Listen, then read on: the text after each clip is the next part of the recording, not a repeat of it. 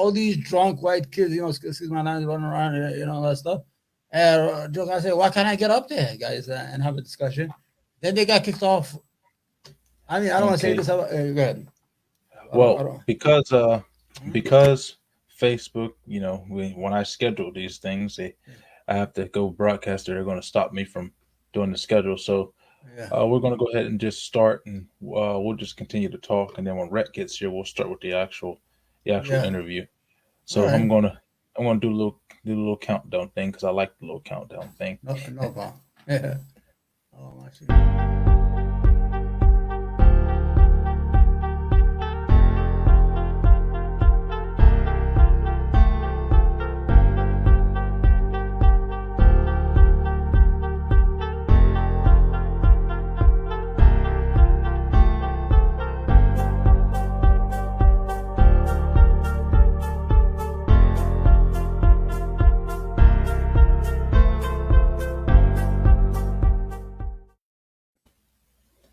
Okay, welcome to the Story of America. We're in holding right now, waiting on Rhett to get in. Joining me is my guest Omar, from okay, I forget the name of your YouTube channel. The third rail. The Third Rail with Omar. Yes. And so we're going to be having an interview with him just as soon as Rhett gets on here. But as with everything, when you are watching our streams, you get to catch some of the behind the scenes stuff that you don't get to see on the actual podcast. So Omar and I are just going to have a little conversation until Rhett comes in, and then we'll start going on, and then we'll let you guys know um, the and more part of this interview, which is a really exciting prospect for both of us. So as I was saying before, I had to do that because I didn't want Facebook to cancel my thing. I forgot the StreamYard has that where if I should have just get sent you a link to it instead of scheduling it. But it is what it is. I forget that they do that where you have on Facebook, if you schedule it, it has to be 10 minutes in advance, and you can't start Oh, no yeah. later than 5 minutes after. Yeah. But Yeah. I already have you here. I already see you on my. I already shared you like the three groups already. All right, that's awesome. Yeah. Okay. So I already see you here. I mean, oh, okay. So the countdown is here on my phone. Yeah, I finished Hey, the see, countdown. you're on. We're on. Okay, awesome. All right, so while I'm waiting on Rhett, why don't you go ahead and just introduce yourself to Oh, okay. Hi, to everybody. my Yeah. viewers. Huh? Yeah. Take my phone. Okay. All right. Hi, everybody. My name is Omar. I have a YouTube channel. It's called the Third Rail with Omar. It discusses a lot of politics or reactionary videos. I have a lot of guests from different spectrum of the political spectrum, and I'm from New York, as you can see, in Brooklyn, all that stuff. I mean, it's like I got my gang uniform right now over here, but I'm from New York. Grew up in New York. Still live in New York. Love New York. I'm politically liberal, not left, a bit toward the center. I don't believe in extremism in any, whether it's to the right or to the left. I believe that everything in moderation is always better than nothing, and you always listen to the other side. So I mean, I'm here. I'm glad DeAndre invited me, and I hope things will work out better because we have a lot of ideas. We're gonna have a lot of ideas of what's going to happen. So in the future, uh, I don't. You want to discuss that now later? When everybody about Um, when we're having hard we'll times getting on panels and things of that nature on politics. So we'll wait and to discuss that part until Rhett gets in. But yeah, what I want to discuss is, you had me on your show, and I enjoyed it. It was one of the fairest interviews that I've had, and yeah, one of the best times I've had. Uh, but when you take a look at what's going on in our country today, between the political discourse between the right and the left, one of the things that me and Rhett have been talking about, we have our weekly news bulletin where we just we go over some of the things in the news, and it seems to be more and more so that Americans have to pick a side to be on, and it's no longer the left versus the right. It's either you are for this or you're for that. There's no in between. So how are you seeing that dynamic shift between Americans, and do you think that it's healthy for Americans to be in that type of polarization? No, it's not healthy. It's a problem. We've been moving on tragedy the last 30 years or 40 years toward the politics of scorched earth. No prisoners, take no prisoners. I'm going to own you. It started in the 90s. It started really in the late 80s with Rush Limbaugh. I don't know if you ever heard of him. He used to be a talk radio host. He was like the Fox News of his days. Then he gave birth to all these guys. Then you have New Gingers with the contract with America in 1996. And Fox News came into the picture. The problem we have right now is there's a divide in this country, and it's a dangerous divide. That divide is that it's like along the lines of the Civil War, of the old Civil War. They have, instead of slave state and free state, now we have blue state and red states. Now, the problem that I have with my friends in the South and the Midwest is that they're not getting anything for their money, for their vote. What they're doing is they are voting for the same people, bringing them to. This is my view.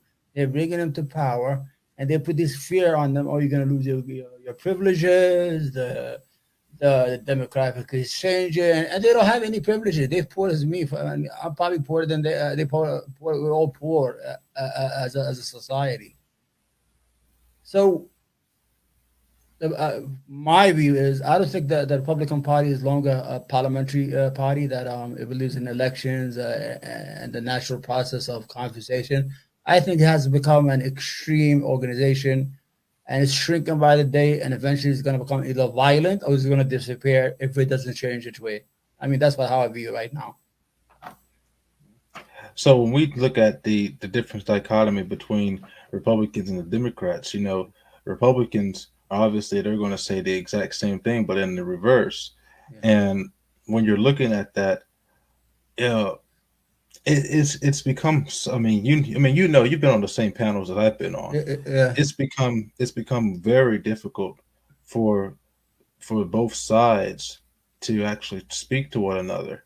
yeah, You know, but in some particular cases, it's uh, facts versus feelings, or yeah, feelings should take precedent over facts. yeah, And in some cases, there's no in between where you look at the facts and you show compassion, and then you figure out, well, what can we do to get to this point using the data that we have in front of us. And so what are we supposed to do as a nation to bridge this divide between us? Because if we don't, I hate to say it, but if we don't, we are going to go towards civil war. As a matter of fact, we're yeah, already in civil war. It's yeah, a proxy civil war right now, cold civil war, if you will.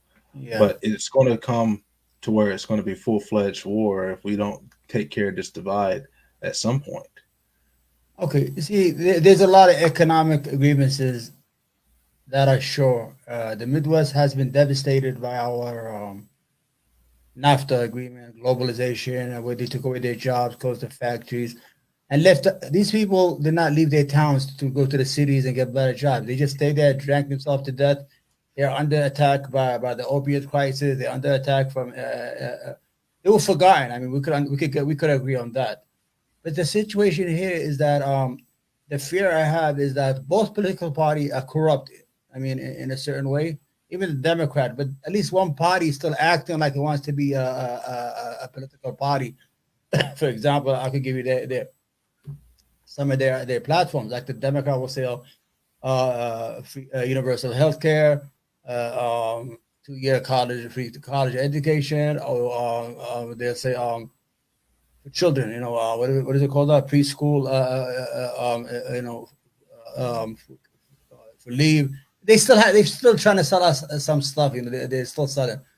But when you look at the other side, the Republican Party, there is no platform. They don't have anything. They just have viral moments. And what's so scary about that is that you have people like Ted Cruz, Josh Hawley, Senator Joe, I think his name is Joe Kennedy from Louisiana. He talks a lot. He graduated. He came out of Oxford University. The other guy is from Yale. The other guy is from Harvard. These are not dumb people. They are very, very educated people, and they know better. So this love affair of us against them, they think they don't know what it's like to lose a country. If America, God forbid, ever slides into a turmoil, you have 50 states. You have thousands of ethnicities, religious belief. And then you're going to have all these countries, they're going to meddle. They want to get even. Canada will even claim land. They'll say Michigan is ours. And Mexico will want California. Hey, how you doing, my friend? And the whole thing will be all again. You understand? Welcome in, Rhett, my co-host. We have Omar with us. Rhett just came in. He's my co-host. So I wanted to wait until you can't get rid of that banner. It's blocking you. Oh no, I can't get rid of the banner. I forget that. Oh, yeah, because they got the. Okay, leave it this way. Yeah, I haven't paid for the StreamYard. I paid for the Zoom and all of that, and I forget to pay for the StreamYard. But we don't ever use it. I mean, yeah, we haven't used it in a little while. His name is Ray, right?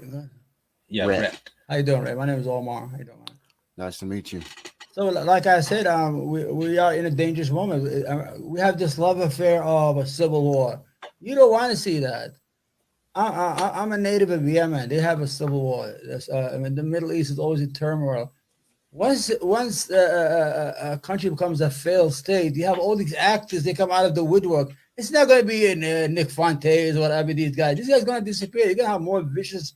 You ever see that movie Mad Max with Tina Turner and I think Mel Gibson? It's going to be like that. You got all these warlords in a country that is in disarray. Later on, most of the states that make all the noise, they're not self-sufficient economically. The only states in the South that are doing right is Florida, probably in Texas. The other states are still under. They're going to get mad. I always say that they're still under the Reconstruction. They still get money. If I give you an example, Kentucky, for every dollar they send to Washington, they get $2.62 back. That's $114 billion to stay afloat. Without that money, there's no Kentucky. They'd be illegal immigrants in New York. So let's be honest, what's going on? Let's not. That's 100% true as far as the rest of the states in the South, besides Florida and Texas, because Mississippi and Louisiana, we're constantly competing for number 50 as far as income goes. And before the Civil War, Mississippi and Louisiana were the richest states because they were based on slave economies. Yeah. But if a collapse, we would be dependent on Florida or Texas. Right. Yeah, absolutely. And that would probably be the same for the entirety of the United States. I think you'd have to see most are farm country. I think that's pretty much potato. That's Idaho. Most corn and grain. You're looking at Ohio pretty much. And then New York brings in the majority of our trade. California, they have a great economy, but their debt is so great that if we they had a surplus. They had a surplus. I meant their debt, as far as the last I saw, the national debt for California was the 48th worst in the union. They're not too far away from Mississippi when it comes to their debt, but the income they bring in is second only to New York. Right.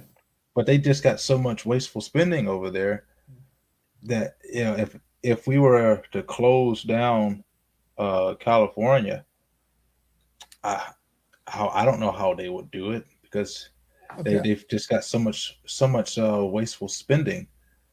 Yeah, but you got to look at California is the seventh economy in the world. I mean, if California was its own country, it's number 7. That means Texas would be number 10. Yeah, you understand? So California they just had a surplus. The problem with California is there's a lot of unwanted spending. They want to give money to this guy. It's too much really liberal idiots or leftists, not even liberal. They just want to give away. You understand? But California is New York, and California is the engine of the United States. I think trade and economy. Texas has the oil, of course, and all that stuff. But well, Houston's a major port also, and New yeah, Orleans. yeah. In South Carolina, they have a port, but I mean, they don't have the economic like New York. I mean, Wall Street probably makes income more than 5, 10 states. I give you for example. I'm from Brooklyn. There's 2.8 million people living in Brooklyn. That's almost 3 or 4 states in the so-called red state, like Wyoming and South Dakota, North Dakota, and you could throw in Montana, and they have more votes in senators than And I'm from Brooklyn. We have the same population. There's a problem with our politics. The minority are ruling the majority. If you look at the makeup of the Senate, you have these states. I mean, they have 800,000 people, like South Dakota. They have what, 800,000? California has 40 million. California has only 2 senators, while South and North Dakota have the equal amount of power. So there's a power problem here. Not only I know I'm jumping from subject to subject. Like for example, the presidential. In the last, I think 5 or 6 presidential election, the Republicans never won a majority. They always won the electoral college. And this time, when they lost with the electoral college, they claim it was stolen. So what are they going to do next time if they can't win no more with the electoral college? Are you referring to the popular vote? Huh? I'm for the popular vote. If we had a real democracy, we should have a popular vote instead of this election. Why do you think that the electoral college is not a better system? Well, you see, the founding fathers thought we were idiots, that we're going to pick the wrong people, and somebody's going to. We have picked the wrong people. Yeah, no, but the electoral college, we picked Trump with the electoral college. The problem is that they thought we were idiots. It turned out that the electoral college did it. They picked Trump because he sold them this bullshit, this multi-populism. I'm for the poor. I'm for you. I'm one of you. He went there, did a tax cut. That's it. He never did anything for the people that were going to his rallies. So the issue here is not that the Republican Party soon, they're not going to win even the electoral college. The way the population is moving, you have people moving from California to Austin, Texas, to Florida. Texas eventually is going to become either a blue state or a purple state, and Florida too, because when you go to Texas, all the major urban cities are Democrat. Well, historically, they have always been. Historically, they've always been that way. A lot of people talk about the South changing. Texas has been purple up until the middle of the 1990s. Yeah. Florida's pretty much the same way. Georgia is still a purple state. It goes back and forth between Republican and Democrat. It's a flip up whichever year it is. But if you look at any of the major cities of the South, they have always been Democrat. They have never changed. In Mississippi, for example, our largest cities are all run by Democrats. But the problem that we face when it comes to the idea of the popular vote, the thing that people don't seem to understand is that America is not a democracy. We're a republic, and it's that way in order to protect the smaller states from the bigger states. Because if California was making all of our decisions, my God, we would be bankrupt. Okay, but I agree with you. But what happens when the other side starts losing even the electoral college vote? They can't win no more. If they lose the electoral college, then they just lose electoral college. They can't. Yeah, but they say fraud. So what they doing right now? They're changing all these election laws and putting these people. So they want to steal the election. They're going to start a civil war, whether we like it or not. The whole issue is that the Republican Party is shrinking. What I call them moving targets with empty pockets. They have nothing to offer. They refuse to open the party to other people. You have let's be honest, it's all white. You got what they have. Tim Scott is the only guy. Well, I mean, they're not refusing. So they're not refusing to open up to other people. I mean, the problem is that the liberal media, the left wing media, because you can't call them liberal media anymore, they continue to try to paint Republicans out to be something that they aren't. If it weren't for the fact that I was running for Congress in 2019, and if it wasn't for the fact that I started a show for my website that I used to run back in 2012, 2014, Ministry Inc., and we were running a show called Exibeo, and we were covering the political candidates all the way from 2014 up to 2016. If I didn't do that, I would never have even attempted to read into the politics of the Republicans. I would vote Democrat based off of how I was raised. But when I started listening to what they were all about, and then I started listening to what the Republicans were about, I'm like, well, there's a different vote here because what the Republicans have been saying is what I've been wanting, which is I want less government. I want government to do what they're supposed to do. I Now, think not that's all really just a Republicans say talking that. point. I mean, they never deliver on it though. They don't. Exactly. I mean, Rhett and I, we've spent the last several months interviewing political candidates to all parties that will come on our show. We've had independent, libertarian, Republicans, and a Democrat come on to the show, and the only people that never seem to show up are the ones that are actually in power because they don't want to be held accountable. But that's on both sides because we had the other Democrat, because there were two in our district. He never would respond to any of our messages either. It's like they don't want to be put in front of people that their constituents and be held accountable for what their actions are. Like for instance, Palazzo, he's been in there for what 10, 12 years now, and he ran saying that he was going to introduce a bill for term limits that would not allow you to run longer than 10 years. And here he is there 12 years. I would love to see some accountability, but unfortunately, on both sides of the aisle, there just isn't any. Yeah, but you see, power is intoxicating. It's like alcoholism or like drug addiction. Look at the dinosaurs of the Democratic Party. You have Pelosi, almost 80 years old. Schumer, 79 years old. A lady, what's her name? Einstein from California. She sleeps half the time she's in the Senate. So That is true. yeah, these people, they're not going to leave until either the angel of death is going to get them or something happen. It's not. They're not going to leave. But this is all over the world. Power Well, is that is yeah, 100% true. yeah. As I was here with Rhett, what was it like a month ago, and during our stream, I stopped it to report that Oh yeah, I remember the that.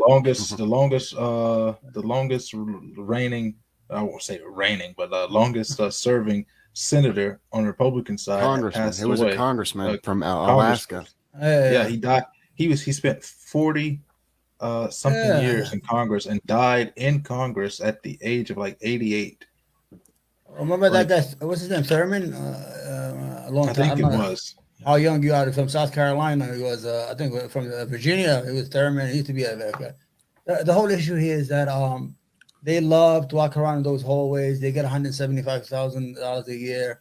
They get the good pension. They receive it now two payments. They get a pension and a pay. You know that, right? They don't Not have to to mention retire. they get the Yeah, slush Yeah, the fund. insider trading. yeah, and all Yeah. that stuff. So we could agree, all of us, that our political entities are corrupt. I mean, we could agree 100%. But the problem is, you have one party is trying to be a party, like the Democrat. Like I said, they still have these ideas. But the Republic, okay, if I ask you, what are the Republican Party today telling you? What's on their platform? Well, for one, the Republicans for the longest period of time have been talking about school choice, which I think is essential today. Yeah. I mean, that's what cost them. That's what, let's be honest, that's what cost the Democrats this red wave. Is the issue of education. The Republicans have also been for more fiscal conservatism. They want, especially, I always mess his name up. Is it Rand or is it Ron? Paul Rand. Uh, Rand Paul or is it Ron Rand Paul, yeah, from Kentucky. He's a nut job. Go ahead. I don't know why he's doing But that. He got beat up by his but neighbor. he's He constantly did. he did. Yeah. But he's constantly talking about why are we spending so much money? Why are we sending all this money to all these places and getting nothing out of it?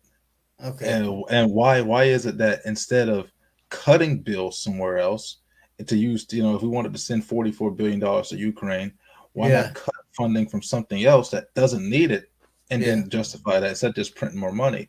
So that's one of the policies that they're for. Another one of the policies that they're for is getting the government out of healthcare, because they have destroyed the healthcare industry. I've worked in it for several years, and they have destroyed it. Now, bear in mind that the Republicans did miserably on the idea, because they ran for 8 years on replace Obamacare, and when it came time for them to deliver, they had nothing. They had nothing. And so they were miserable. So a lot of the things are talking points, but they have a platform. But the problem is getting somebody in office that's going to actually commit to doing those things. And the only Republican that I have seen, well, I mean, I've seen some, but really the only one in our modern era that's actually done what they said they were going to do was President Trump. No other one did. I'm going to ask you right now.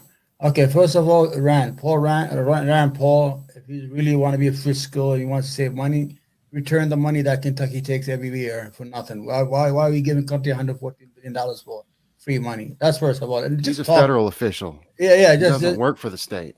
No, the money comes from Washington, the federal government. It comes from Washington, but it goes to the state government, not Rand Paul.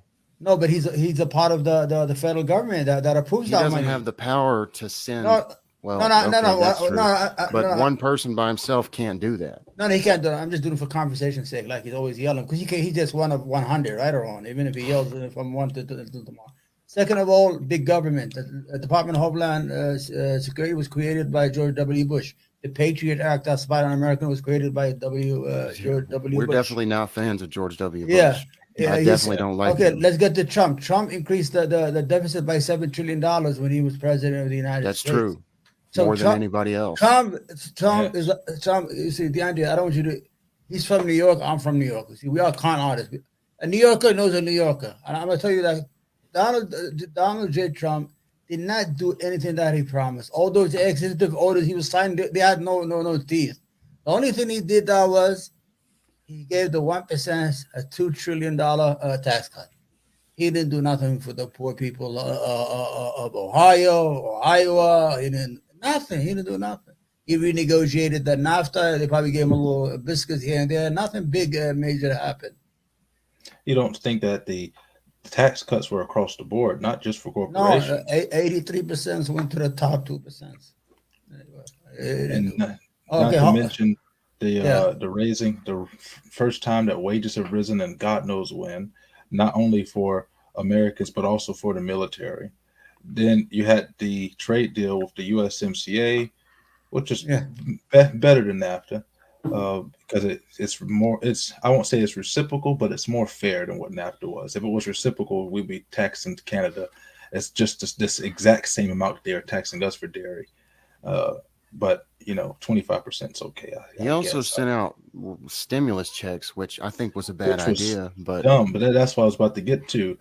That the majority of the debt that came in from Trump is COVID, and that inflation right now is because of that, and because the economy got shut down, and he was pushing the vaccines harder than anybody else at first.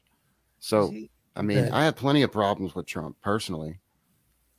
Well, okay, what did he give us? $1,200? Was it $1,200 that he sent us, Trump? Yeah, the first one was 12. The second one was 8. I don't remember if Trump was still in office for the second one. The second one was the second one was delivered in 2 parts. It was 600, and then because the Biden administration got heat for giving illegals 1,800, they sent another 1,200 later on. 1,400 we got from Biden. Okay, did you know at the same time the Treasury is injecting Wall Street with trillions and trillions of almost $5 trillion to keep them afloat so they will not collapse. They bought their debt. They bought these companies' debts. They bought their bonds. They bought everything. So, see, the problem Americans with us is it's like the father who goes when he gets paid on Friday, he'll go gamble, play the numbers, everything. But won't bring a gallon of milk home to the kids. We're complaining that we got $1,200, but if you look at the real corruption, Wall Street was injected by trillions and trillions of dollars of money to keep it afloat during the pandemic, whatever. So there's a lot of stuff we don't know. You're correct. So if I got $1,400, fuck them. At least I got something for my country. You understand? Instead of, you said they gave it to Ukraine. I'd rather somebody in Harlem or New York. See, I'm disabled. You guys don't see me. I had a stroke, so my whole right side don't work at all. And that money meant a lot to me when it came. Like, I got $1,400 that time. The criticism I have is not about us getting the money. It was helpful. It's just the long-term repercussions that it had on the economy. Yeah. And we have inflation. They shut the economy down artificially. And so the prices of everything go up. And they have been on an upward trajectory since we came out of lockdown. And the inflation, that's the reason. Whether the money went to us or to Wall Street, they created 80% of all U.S. dollars since 2020. So it's all a problem. Big problem. And that was the thing. And this is the problem that Trump had as far as his presidency was. Trump was supposed to be the outsider, and for an outsider, he did a good job. But his problem is he hired insiders to work for him. Yeah. And if I was Donald Trump, the first thing I would have did was I would have looked at the role. Donald Trump is no stranger to firing people. I would have looked at the role of all the people in the bureaucracy and fired all of them. Yeah, get new faces there. For instance, Dr. Fauci. He went all over the place during COVID. Now he's the highest paid actor in Washington. Yeah, he gets paid more money than the president of the United States. Who's that? The Dr. Fauci. Oh yeah. Fauci's been there forever. He hasn't practiced medicine in 40 years. Yeah. So why is he still there as the leading authority in medicine? Well, because he's part of the deep state. That's what they do. They stay there forever. Well, he's part of the people that faced the AIDS epidemic when HIV was killing everybody. He was part of that. Anyway, okay, I'm going to be like the advocate here. You guys agree? And I'm going to be like the liberal asshole. We're going to be like that. Yeah, I want to counter that. Donald J. Trump used to give back his pay, $100,000 to $400,000 a year, and he played golf every week. It used to cost $1 million, $2 million just for security to get him there to play golf and come back. And he had overcharged. They just sent the bill $2 million just for he was charging the Secret Service to stay on his because of his family, resorts. So he was embezzling. He was. We could curse. Is okay or no? Huh? Okay, he was. I'm gonna do that. He was humping the whole country. The guy played 363 days of golf. He was never president. He used to get up at 11 o'clock. He'll get up in the morning. He'll tweet like 6 o'clock, 4 o'clock in the morning. He'll get up 11 o'clock, drink like 10 Diet Cokes. They let him. He'll say a lot of shit. Oh, we should bomb North Korea. We should, and he'll do some stuff. And they say, yeah. They knew his game. They'll say yes, and 2 hours they know he'll change his mind. Donald J. Trump, he's like a virus. No, he's not the virus. He's part of the system. We already had our issues, but he created this division between Americans. Look what happened on January 6th. And the structure. I don't think he created the division because if you, he didn't create it, but he certainly stoked the fire, and I will say that he was divisive. He did not unite us. He put the light on all the cockroaches. The racism used to come out like and that. And that's just because of his rhetoric. It wasn't uniting. Oh. He might have done some good things, but he didn't. The country was not brought closer together by him. If he had moved just a little bit toward the center and stopped throwing red meat at his 40% of support. Every president that becomes president of the United States said, I'm the president of all the people. We say, yeah. For 4 years, we'll say, yeah. And then we get to vote you out if I'm a Democrat. It's a process. But he never became the president of the whole United States. He was only president of the people that follows him on Twitter. I think the same thing can be said about Joe Biden as well. Well, I think he's president to half the country. I think to be fair on Trump's part, the other half of the country never gave him a chance. I mean, the liberal Democrats would never cover anything in a positive light with Donald Trump. They would fight him with questions. They won't even ask Biden questions. They won't. If they treated Biden half the way they treated Donald Trump. Right. Oh my God, the Democrats will have a stroke. You see, I've been around for a while. I mean, Donald Trump is not a uniter. Donald Trump was he's a real estate agent. He sells stuff. He wants to rent an apartment. Oh, somebody just came here offered me $8 million, but I gave it to you for $7. All that, but he never said, "Listen, everybody, you're all welcome." He did the Muslim ban. He banned us. I'm an American citizen. I have family. Well, to correction to that, that Muslim ban, it wasn't a Muslim ban. It was a ban to terror-prone countries. But that ban was came into effect.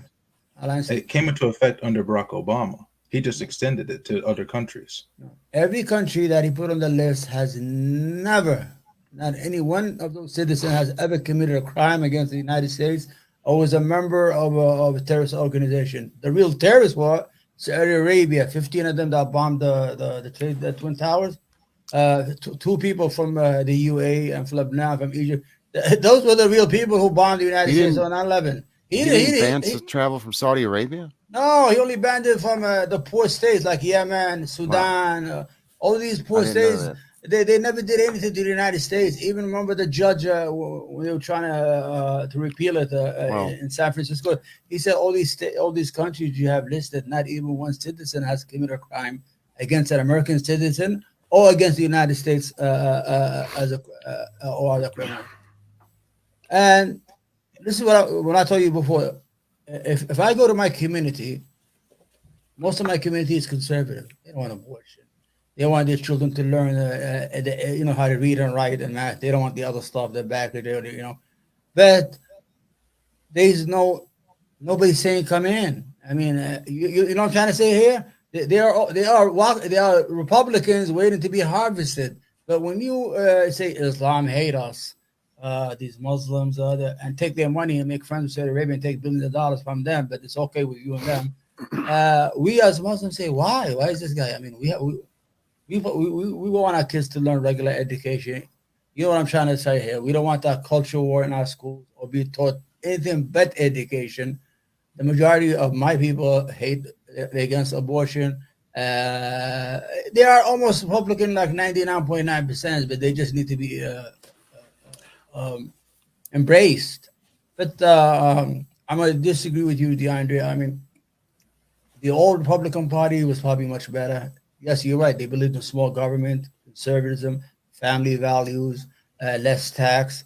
Those, I'd agree with that. Even, I'm a liberal. I'd agree with that. That's good. I agree with you. America first, like not America first in racism, but America first in security. We got to watch our enemy and stuff like that. And we got to keep America strong and secured and keep our hegemony over the world. We have to do that to become a strong country, to maintain ourselves, or to stay viable in this time and this age.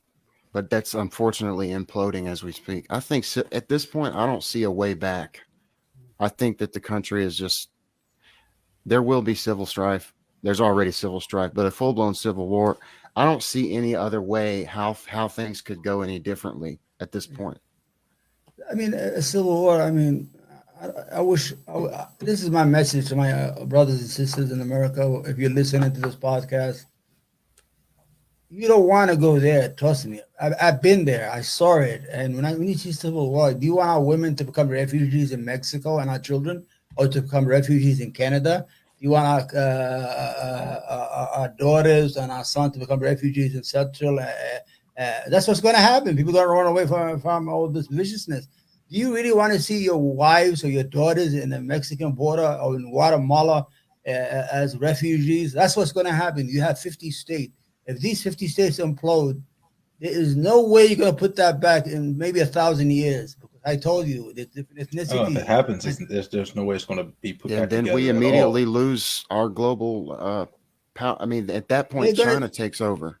They're going to devour us, our enemies. They're going to use us against each other. China will they've been doing that for years. But they're going to be physically here. They're going to be physically here. Mexico will claim. You think Mexico is not going to claim their land, that we took a third of the United States belongs to Mexico? If they see a United States in civil war, they're going to take back a couple of these lands, like Texas or New Mexico, whatever. when you have civil war, all the criminals and animals come out of the ground, out of the woodworks. Warlords, you never thought they were there. You the people who started, lose that the narrator, and you become deposed by worse people than you are. I hear sometimes, when I interview, oh, we have more bullets than you do. I mean, really, you're gonna kill me? Why? How is it gonna start? You're gonna start shooting people in New York, women and children? I mean, what did I do to you? I'm more of a victim as you are. If you have any grievances against the government, how this civil war is gonna start? And I hate these militia and they say, oh, we got these weapons, we got to keep our guns. Listen, the United States government has tactical nuclear bombs. They could just bomb West Virginia and that's it. They don't have to bomb the whole country. They have Apaches. They have that's the reason why. Yeah. So that's the reason why the Second Amendment is there in the first place. Yeah, but to protect against the government from doing that. But do you think we could stand up to the federal government this day and age? No, maybe if half the military defects, then maybe. Yeah, and I think the military. And that's a big if. I don't think all of them would obey. They're not going to. I think most of the rank and file military would obey. DeAndre, you tell me, how is the civil war going to start? Where is it going to start? What states? Nobody knows how it's going to start, and I don't think it's going to look anything like the first one at all. No. I mean, it's going to be a political. It's not so much political. Yeah. It's going to be more ideological. It's fourth and fifth generational warfare, psychological warfare that's going on already. Because see, in blue states, we are at a disadvantage. We don't have no weapons. In New York, you're not allowed to have a knife more than 40 inches.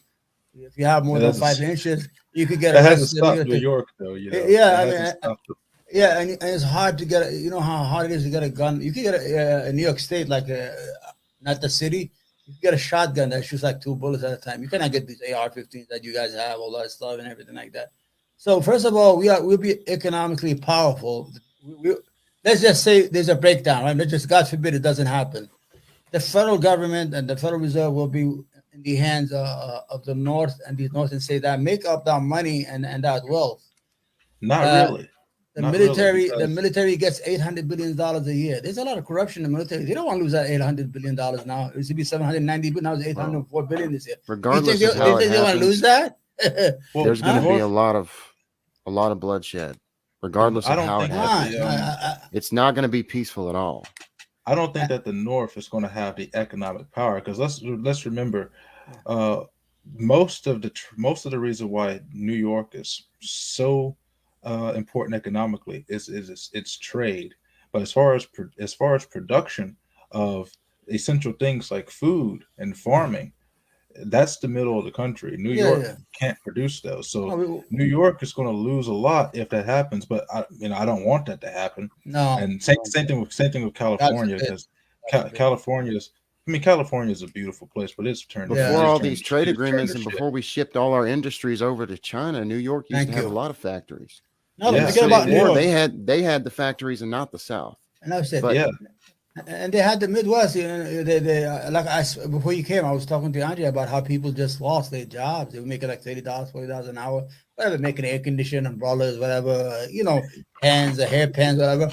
These places, it's closed, and the jobs are all over to the South, and these people just die. They die in a slow death in these Midwestern states, and Trump came, Trump came and called them out. They were forgotten. Nobody knew they existed. But once they registered to vote, they came out in the millions because they were forgotten. Because first of all, they had no skin in the game, so they were not involved politically. They were not voting anymore. They had alcoholism, the opiate crisis. They refused to leave their towns. You see, I'm from Yemen. We are like gypsies. We will follow the money wherever it goes. We're not going to say, let's say I'm from Brooklyn and I don't got a job. The next day, I'm running fucking South Carolina. I'm going to have an accent, so I'm going to start talking like a Southerner just to make that money. So, people leave from place to place. They re-educate themselves, But we have this large swath of the country. They don't want to leave their towns. They don't want to relearn new jobs. And the economy is leaving them. By the way, you say you're right. New York doesn't have any agriculture. We are service economies like us. California has a large agriculture, like strawberries, rubber, fruits and grapes and of that nature. But we have the money to buy the food. This is you're forgetting California that. also has Silicon Valley. Valley. We just whistle at Europe. They're going to send a million ships of food. I mean, the problem is most of the South is landlocked. I told you the only states that are viable is Florida and Texas. And Florida is only even has a lot of issues. All those hurricanes and storms. They get like billions of dollars every year in help from the federal government. Deep South is not landlocked. We have a port here in Gulfport. We have a major port in Gulfport. In Minnesota, Mississippi. Yeah. And New Orleans. Right there. And Mobile. Yeah. But I mean, is that a good idea? I mean, let's hope nothing happen. And the people who calling out, you guys don't get stuck. There's a lot of people who are calling for civil war. They are shady characters. Well, I think the thing that people are calling for right now is a convention of states, because it's the only remedy to Congress that we have right now, because Congress is not going to legislate themselves out of power. No. They are not going to give up that much authority. They are not going to correct the issues they have made. Right. And so that right now people are hoping for a convention of states. I don't see it happening, because I hope it happens before a civil war clashes. But if it does happen, there's still the potential of a civil war happening even as a result of the convention of states. You said what the Millie said. He's the head of the Joint Chief, right? He said when they took over the building, he said, "I'm going to put a ring of steel around Washington D.C. These Nazis, we fought these Nazis 50 years ago. We're not going to give them a fight them again. The military would not let the United States become a third world country or become a fragmented country, weak and broken." And we have states that are rich and they have poor, and you have all these issues. The only good remedy is we need honest politicians. I don't know how we're going to get that, but we need to. So long as politicians exist, we will not have that. We need to protect our country. We need to protect our unity. We need to. The founders of the country made almost the picture perfect document. Yeah. But what they weren't hoping on is that you're talking about the Articles of Confederation. Yes, but what they weren't expecting was that the states would cede so much power to the federal government, and that's where the problem has become. The states have abdicated their responsibility to Congress, and Congress, they got tired of their responsibility, so they gave the president more executive power. Yeah. And then when they got upset at the president using their executive power, they want to take it all back, and then they're running into hurdles with the Supreme Court. That's where it came to, and then not to mention the court packing that happened back in the 40s to try to sway the Supreme Court to one side or the other. And now the Supreme Court has become political for the first time, and God knows when. So I want to ask you, DeAndre, as an African American or Black American, do you think you're going to benefit from a civil war? Or what role are you going to play in that?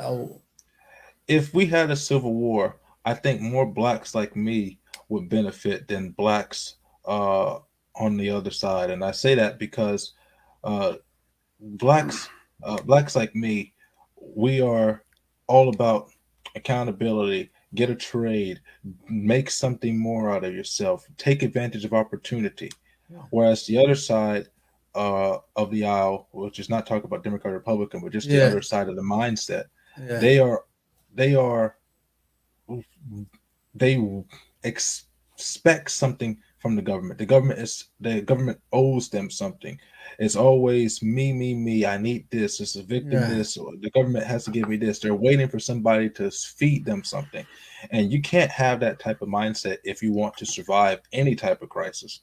And if we were to have a war, people who have the same mindset in the African American community as I do, the mindset of accountability, and I'm going to make it no matter what you say, no matter what you do, those are the people that are going to make it. Okay, I'm gonna be, I'm gonna be. This is the only way I'm gonna be against you, just to make it entertaining, because I'm not gonna agree with you with everything. Is that okay with you, DeAndre? Oh, that's fine. Hey, Because so, we still have to get into the part yeah, later I on just want to anyway. complete that. In a civil war, you will not get to do what you're saying. You're gonna have a failed state. There's no economies. There are people, gangs. You're gonna become cantons or balkanization of the United States. You'll have the Mississippi, there. You have in New York. New York will break into two. You have upstate New York, who Yeah, are but more see, conservative. here's going to be the Uh, difference. mm, This civil war is going to be based upon ideology, not so much yeah. based on states' rights as it Well, was in the Confederacy. why don't we So, just fix what we have? We could, instead of, well, it's in, you know what I'm saying? I would love for us to just be able to fix what we have. But in order for us to do that, it's like what you and I were talking about before Rhett got here. Yeah, There has to be some communication. Both sides cannot be so polarized where yeah, it's this or that. You're either with me or you're against me. And right now, yeah, that's what it is. And that's how it has become because you know have the liberal left, the leftists have indoctrinated the schools. And now you have generations against generations. The yeah, generation that's coming up in school right now, they're against the generation of the baby boomers. It's yeah, like, they've been, and I'm not saying that baby boomers don't bear some responsibility for the economic turmoil that we have, but this generation now, their entire mental faculty has been shaped around you guys, you baby boomers destroyed all our economic opportunity. So you yeah, owe us something. And so yeah, they blame all their problems on the generation before them.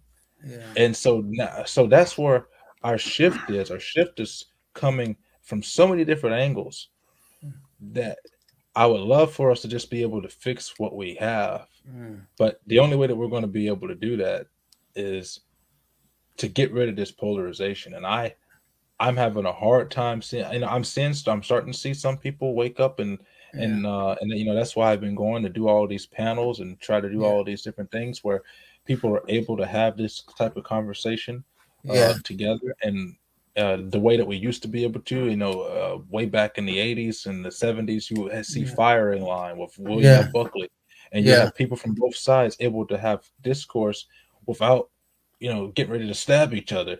And yeah. I'm starting to see that more, and I start to get hope more. But the more that I start to see that, the more I see the anger and the vitriol from the two sides clashing. Like for instance, the shooting that happened in Uvalde. Yeah, Beto O'Rourke. Yeah, they hadn't even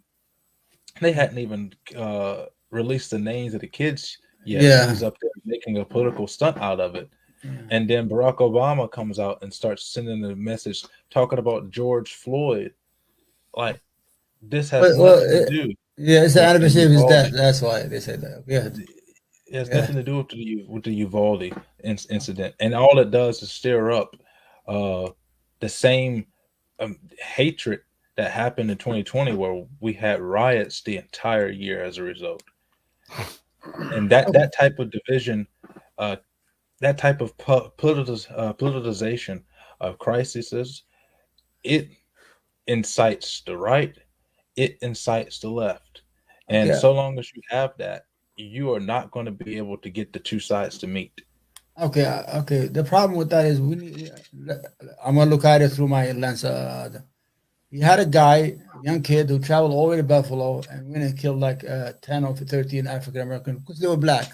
He was 17 years old, 18 years old, and he had this a weapon of mass destruction, a weapon of war.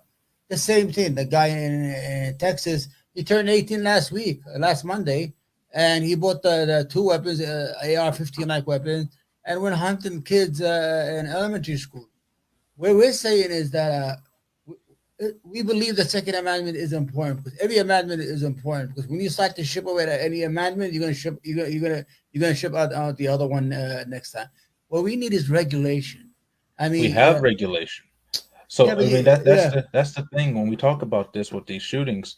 but do you need do we as American need AR-15s? I mean, what's the purpose? We can't. You're not gonna hunt with an AR-15. Okay, that's hold the on, thing. Beyondre. Hold on, hold on. Okay, good, Let's say Greg. we ban that. Let's say we ban the AR-15. They already Okay, did. what You know about that, the right? 10 years. M16? What Okay. about the AK-47? Yeah, they did. Assault rifle is not a real thing. Yeah. There is no definition of assault. I mean, what do you think is one law that we could put in place that would have prevented this? Well, I can tell you in 1994, I think to 2004, we had a ban on assault weapons. Anybody who owns it was grandfathered in. This is yours. Nobody's going to touch it. The government has nothing to do with it. Then George W. Bush came and let the law expire. Then we started having the jump, school shooting, and all that. And I think it's a mental state that's going on in the country. It's over 80% of mass shootings are committed with handguns. Should we ban those too? No, I don't think you should ban those. But the reason why we have these discussions about these shootings is because they're so politicized, and this is the ones we talk about. But it's the only time we have a discussion about these issues, when there's murders taking place in Chicago every second, but we never talk about it then. For example, the exact same time as the shooting that happened in Buffalo, there was a mass shooting in Chicago where 37 people were injured, 5 people were killed in a single incident. Didn't get the media coverage because it didn't fit a certain narrative. Then you had also in New York and Brooklyn, the railroad shooting. Thankfully, he didn't kill anybody. He was unable to do so, but he did that. How do we solve this stuff? Why are young people going to school and killing young kids? It's cultural. It's a cultural problem. Legislation won't fix it. Yeah, we've got all these kids with fatherless homes. We've got kids on Adderall, and big pharma is partially to blame. Yeah, it's a cultural problem, and it's also this mental warfare that's going on in the kids. For example, the kid that shot up the school in Uvalde, he had gender dysphoria. They don't want to talk about it. Media don't want to talk about that. Mentally messed up in the head, and no, they didn't take the warning signs, and nobody was talking to this kid. His mother was a drug addict. His father was not present. His grandparents, I don't know how active they were. His grandmother's in the hospital still. She hasn't come up to yet. We don't know if she's going to live or die yet since he shot her in the face. The kid in the Buffalo, New York incident, he's got a manifesto where he's talking about his love of communism and all of this crap, but where are their parents?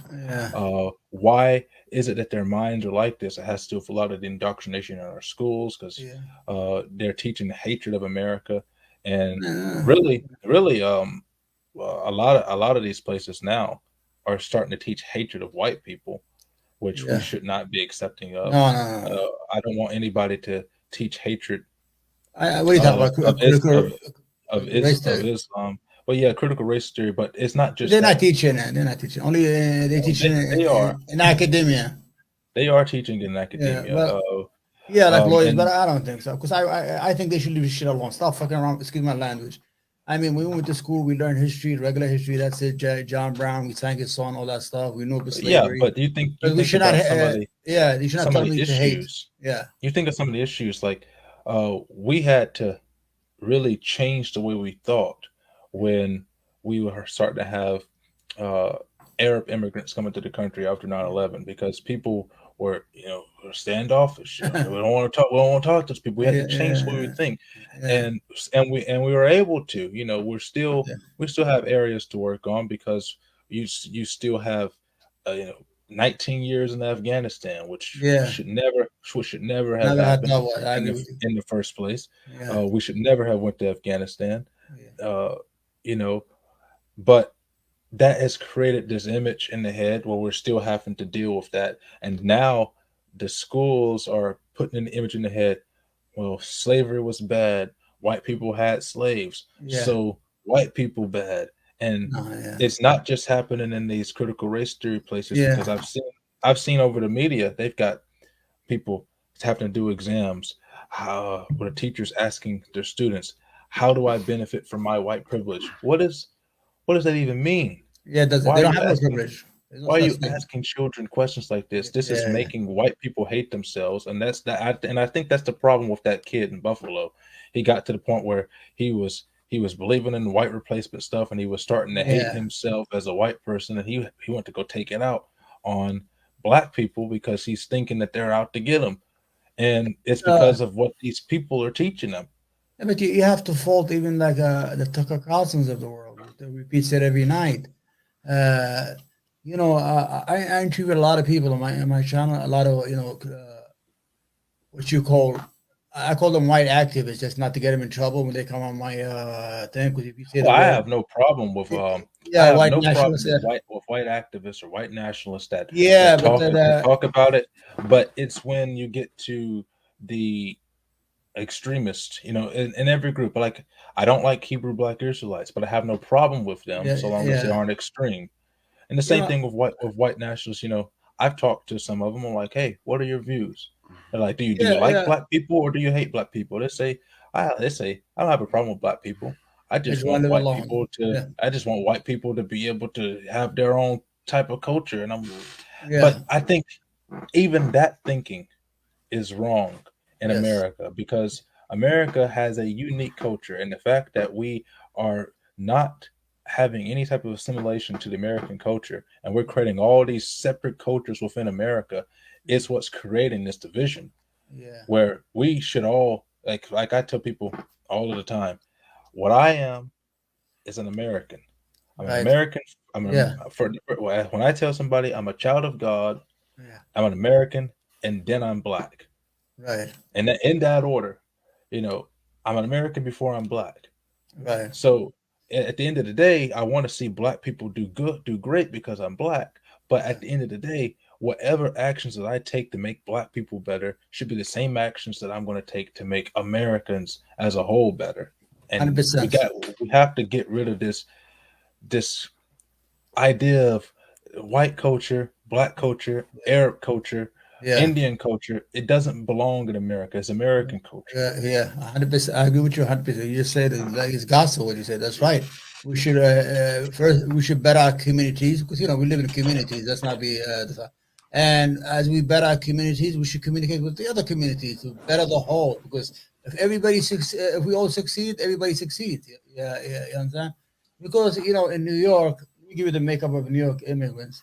We live in ecosystems. Like for example, all my life, I never worked outside my own kind, the Yemeni, not even Arab. So from the age of 16 until I got sick of that, and all that stuff, I never left that ecosystem. But that ecosystem was healthy. It wasn't racist. It wasn't that they don't want to hire. They hire other people. What I'm trying to tell you is that but we better our communities. We started building mosques, schools, fighting schools, everything like that, and we are so grateful for the opportunities that we got here. Like, for example, my family, we own a lot of land overseas, but we were farmers. We had camel herders, lambs, or cows, like you guys have in the South, and everything like that. When I came here, I was scared to get on an escalator. I didn't know what the hell escalator was. They had to convince me for a couple of hours to get on it. What I'm trying to say is that we embraced America as a country, and we love America. I love America, and the people I know love America. But I am scared. These people are talking nonsense. Oh, we need a civil war. Why? Why we need a civil war? Just get rid of the bastards in fucking Washington. That's all you got to do. When you finish here tonight, I want you to study the. I told you about it. It's called the Bacon Rebellion. The Bacon Rebellion happened in 1676 in Virginia, where poor whites, indentured servants, whites, like slaves, but they're only 7 years, and slaves and free blacks who were poor, and made their own militia and took over Jamestown and burned it to the ground. You understand? Because the elites were enjoying themselves while these people suffering and hunger. It's called the Bacon Rebellion. And after that, they created the white race. In 1672, they started talking about the white race. So these white people, that they brought in the poor whites. They saw how dangerous it could get if you let them go hungry. So what I'm saying is we need that kind of revolution, but politically, not with guns and gunpowder like they did. We need an alliance or a coalition of the poor and the willing from every state, from every area of the United States to unite and start to vote for our own interests, for our country, for our kids' interests. Because we're going to lose. We're poor as it is. And if the country goes to fucking hell, excuse my language, we're going to become even poorer. We're going to be just refugees in other countries or refugees in other states. That's all we're going to be. So, like you said, we need to take a deep breath as a country, a nice deep breath, and think things over, see what's wrong with it. But the problem is, like I said, when you have people who went to Yale and went to Oxford, like Cruz and all these guys, and they still ask, I don't know. Let's hope for the best. You want to get into that thing? I think it's really just I think most people, most Americans are probably on the same page with us. It's just a very vocal minority that makes us think we're more divided than we actually are. Yeah. The squeaky tire gets the most oil. And that's what I believe Trump was trying to say. What he was talking about, he kept on saying in the campaign, the silent majority, the silent majority, the silent majority. Well, we're all part of that silent majority, whether we're on the left or the right. Yeah. And we've just been letting the small squeaky bits of both parties do all the talking for us. That's why we're not being silent anymore. I give you an example. Like, remember when Bernie Sanders was running for president? And Twitter, all you saw was, what's up, Bernie Sanders. But when it came to the polls, he couldn't do anything. As soon as he went to South Carolina, he just collapsed. So there was a lot of noise on Twitter. If you were just looking at Twitter, you think this guy's going to be the president of the United States because there's so much noise on that extreme left. To be fair to Bernie, Bernie was screwed twice out of they shafted him. The first time they stole it. They stole it, but the second time, I think what's his name, Clyburn. They forced him out. They got Bloomberg to come up in there to put so much money in to force Bernie out so that people would pick Biden. Yeah, but wasn't it Clyburn of South Carolina? The Congress, wasn't it Clyburn when he did that press conference? He killed him right there. He said, "We know Joe, and Joe knows us." That's it. Black people, especially women, they came on. That's the problem. Joe Biden is the biggest racist as a president, and God knows when. And the fact that Jim Clyburn says, "You guys know Biden, and Biden knows us," it shows that they have no care in the world about black people. He said so much stuff. Recently, he was like, whenever we used to have lunch with real segregationists, we should do that again. He's like, "What are you talking about?" I was friends with James Eastland, who was a Ku Klux Klan member from Mississippi back in the 70s, and they they were the ones that helped Biden make the busing bill, and they passed about $60 billion that they wouldn't let go to integrated schools. And then, I mean, not even talking about stuff that happened 40 years ago. Biden comes up here, and what pissed me off during the election, he comes up here and says, "Well, if you don't vote for me, you ain't black." Then he comes out and he says, well, poor people are just as bright and just as talented as white people. Like, are all poor people? He don't know. And then he comes. Then what got me the most is after he became president, he's sitting there on the television reading the teleprompter, because Biden can't have a press conference without a teleprompter, and he's reading teleprompter, and he says, "I'm real nigger to meet you." Like the word was eager, and he says the N-word. I'm like, what the? And nobody talked about it. I'm like, oh god, the guy is old as fuck. You can see his face, all veiny and all that. What the problem is? We are so politically not corrupt, but failed, that we cannot even produce young people to run for president like in their 50s and 60s. We have to go to an 80. We have to go to an 80-year-old man to become our president. Out of 330 million, our women could not produce a son in his 50s and 60s that is able to take the country. What? They gotta stop. They gotta stop aborting. They have to stop aborting. He might have killed our next president or our next president. Our next Mitch McConnell. He can't even walk. I mean, it's not a baby. He's like 70 years old. 74, 70. I tell people all the time, look, I like Donald Trump. I liked Pence. I don't think Pence would have done any as the same job. But the problem that I have is, if Trump ran again for office, I would not vote for him. He's not going to, because he's too old. Not only that, that's my principle. I do not want to vote for somebody that has the potential to die in office. Yeah, and not to mention Ron DeSantis.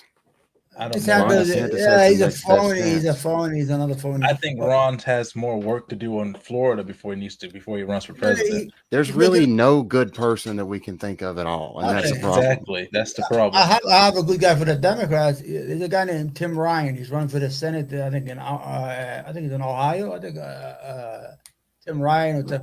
And he's young. And he's talking about the working people. He's always talking about the middle class. But they won't give him a voice. You don't hear him. Nobody will push him. Let DeSantis. Yeah, same thing with just making John laws. James. Right, huh? John James is the same way. He's out of Michigan. John James, I've been hearing a lot of good stuff about him, but every time it comes for him to get ready to become governor or senator of Michigan, he gets pushed aside. He's black.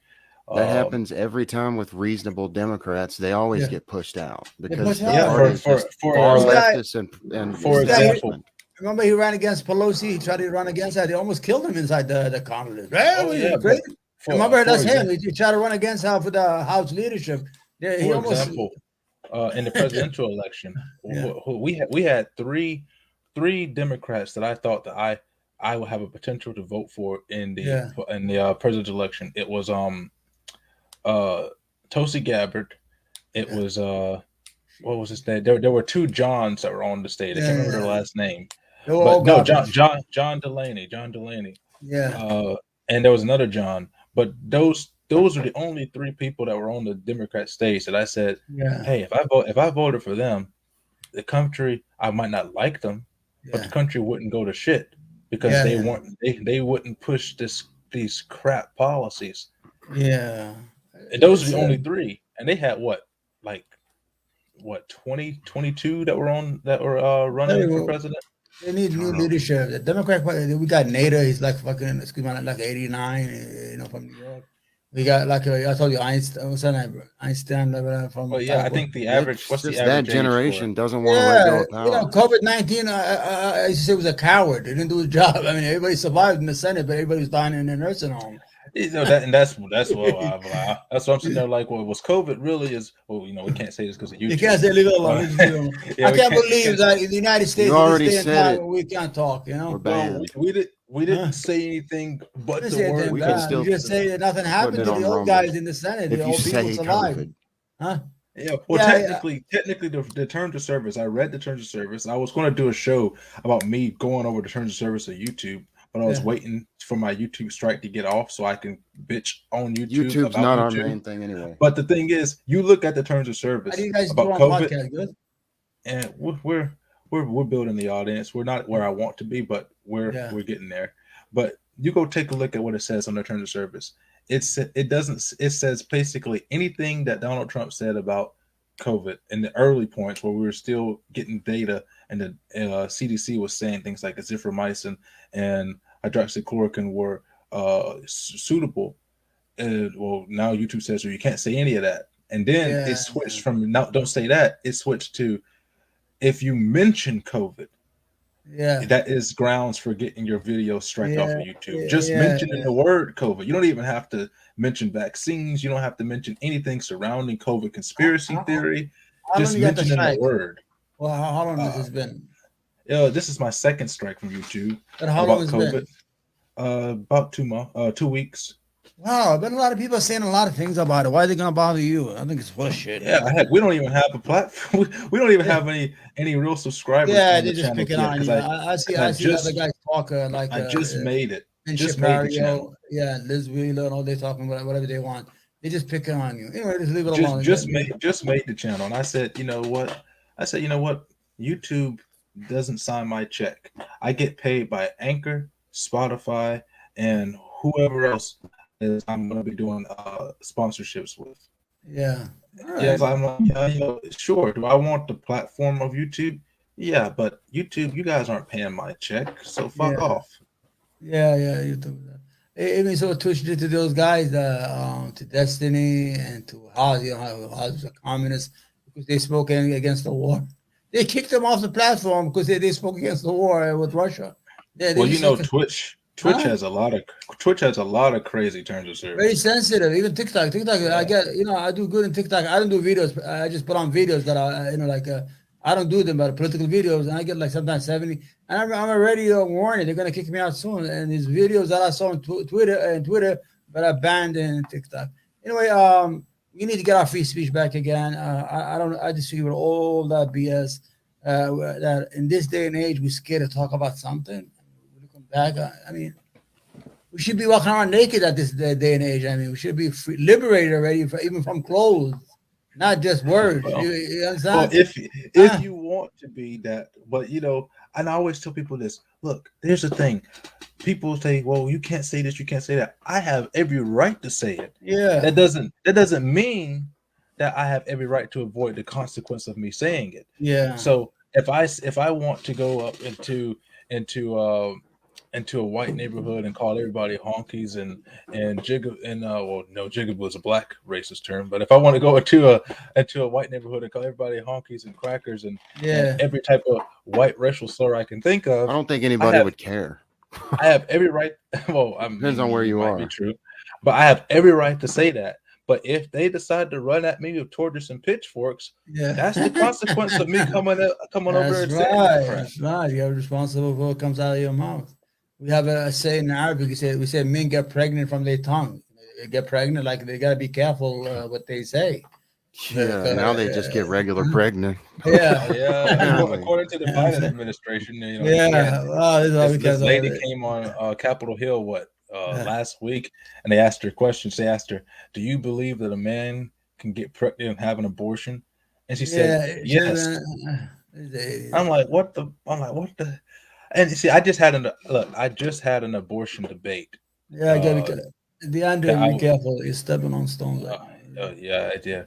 But I just had an abortion debate. Yeah, stay away from these guys. These are now they are protected minority. An hour before this show, quite literally. Yeah, I did an abortion debate, and the guy who I was debating against was talking about the science of consciousness, and I asked him. I said, well, if we're going by the scientific data on if somebody gets put into a clinically induced coma and their consciousness is gone, we have no consciousness, but they're still breathing. For 6 months. Ask me.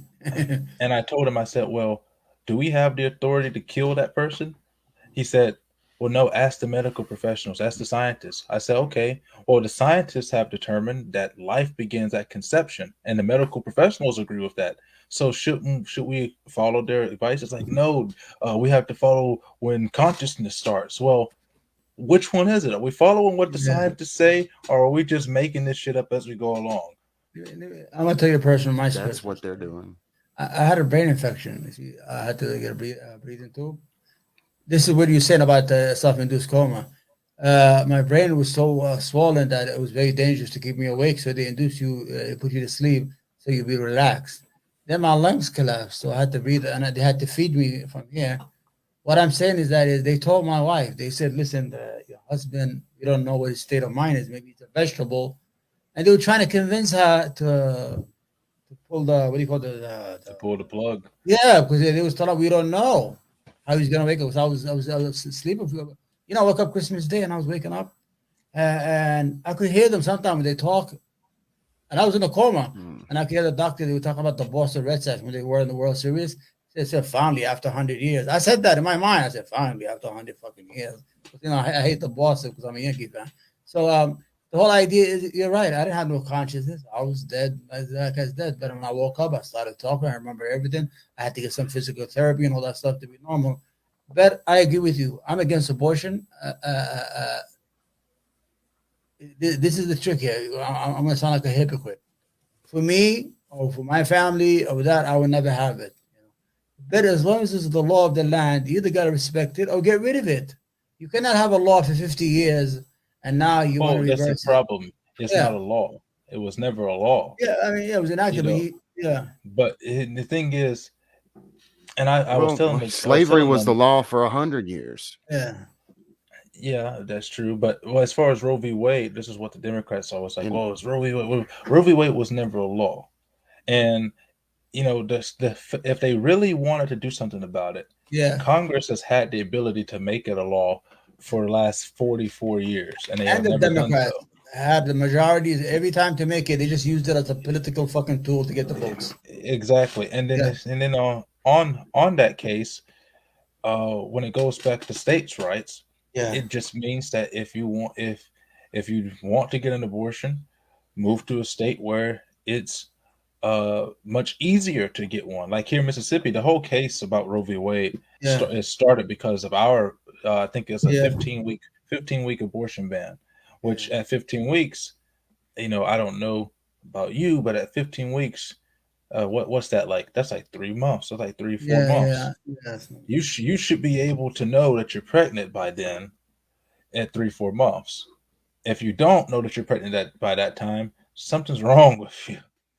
Yeah, you have to understand right now is that even if they reverse it, it's too late. They have pills now. Even now, they don't. Most of the abortions are not done like they used to do before. They go. They either you do it at home or you go to the parent. What's it called? And they just let you take the pill. Yeah, they take a pill and you wait in there a couple of minutes to let things done and you leave. There's no more instruments. And I tell them, that's why the Democrats are not acting. But you're right. They had 50 years. Democrats. Not so much the Democrats, because if you ask women and you ask them specifically the question about do you support abortion, they'll say yes. But if you ask them the question, do you support abortion after so many weeks, overwhelmingly the majority of both Republican women and Democrat women say no.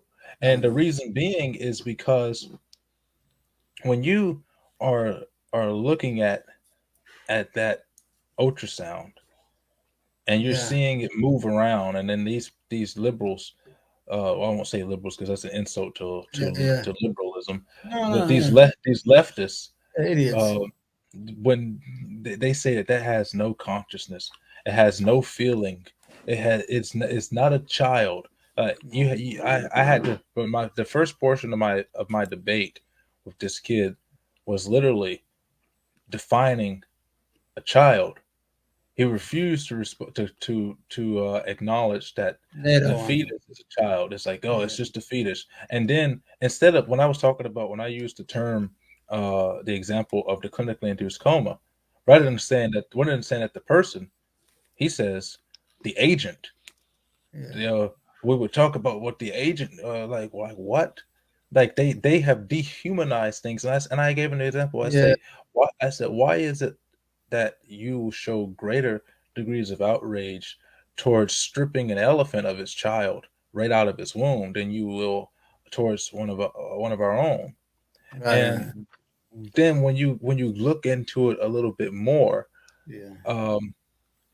the idea of abortions are supposed to be used for rape and incest and all of those things. That's what the liberals always say. It's to help us. It's to help women protect rape. Well, you look at the statistics. 1% of all Planned Parenthood abortions are done by rape. 0.5% is for incest. So it was not about that. It was never about the health of the woman. It was never about that. It was about this idea.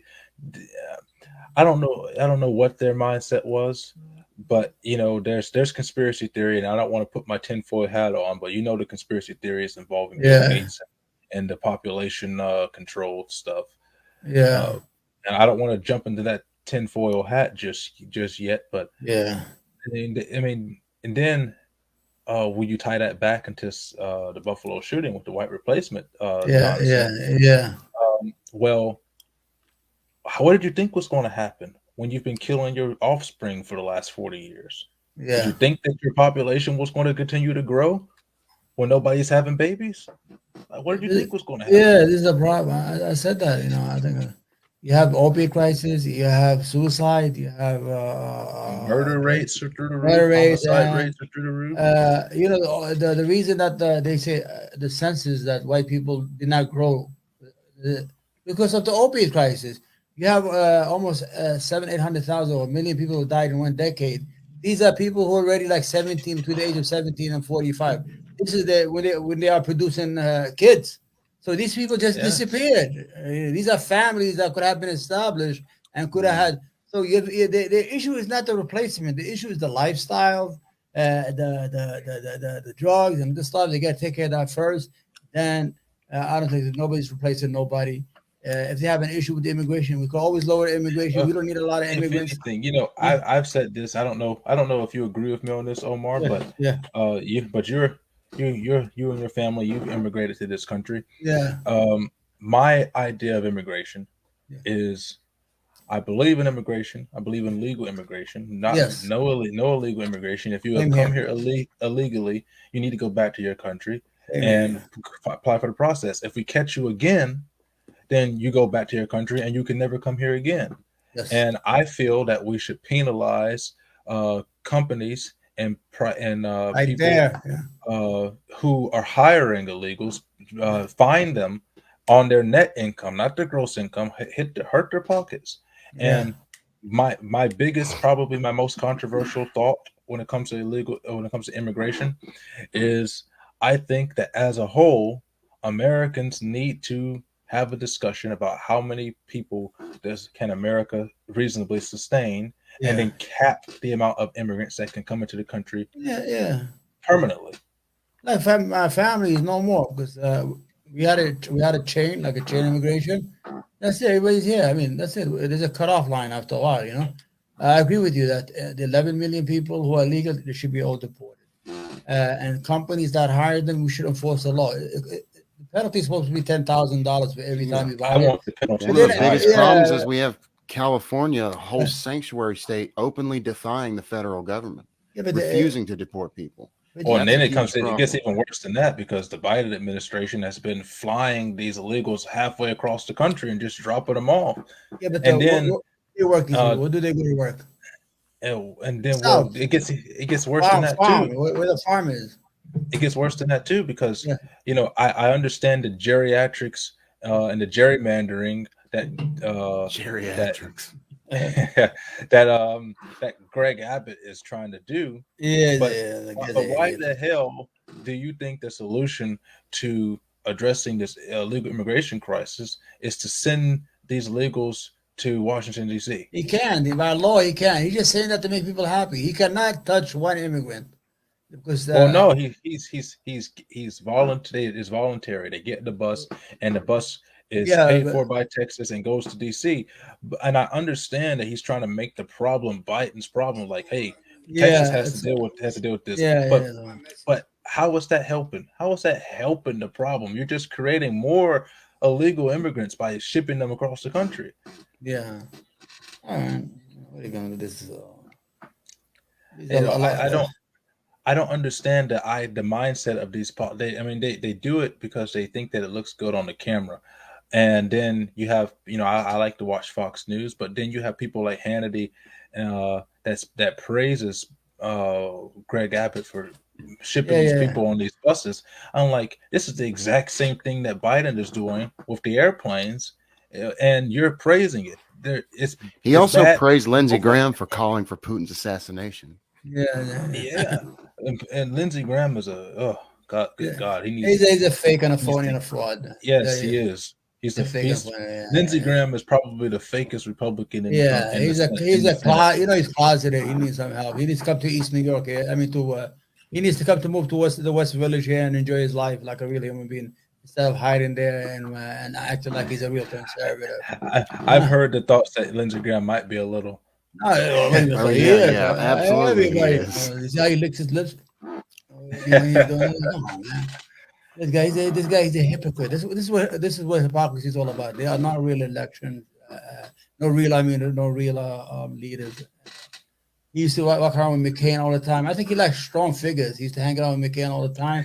Then when McCain died, he started hanging out with Trump. He likes strong men around him. You understand what I'm saying? He feels protected when he see that. Yeah, he's a piece of shit. He said, sorry. No, I didn't. Then he was called on tape saying things about Biden. He says, Biden is so great. He's so good. And while Biden's riding his country to hell, Lindsey Graham is sitting there basically salivating in the mouth. I mean, he probably wants to go rub Biden's hairs in the swimming pool like the children do. He can. These are all fake of him. Oh man, but you know, okay, so we have had a wonderful discussion and picking your brain, Yeah. and uh, but now it's time to get down to business. All right. Let's go. Whatever you want. I'm here. So the business relation is I want to make everyone aware here on the podcast and here on our Facebook stream Yeah. and everywhere else that we stream to. You know, with, Yeah. Rhett handles all the other stuff. I don't even know what Rumble looks like, but Yeah. uh, for the last couple of days, Omar and I have been talking about doing collaboration Yeah. between the two of us and the Story of America. And well, it started because we first met in the politically provoked, Yeah. and Omar had me on the show.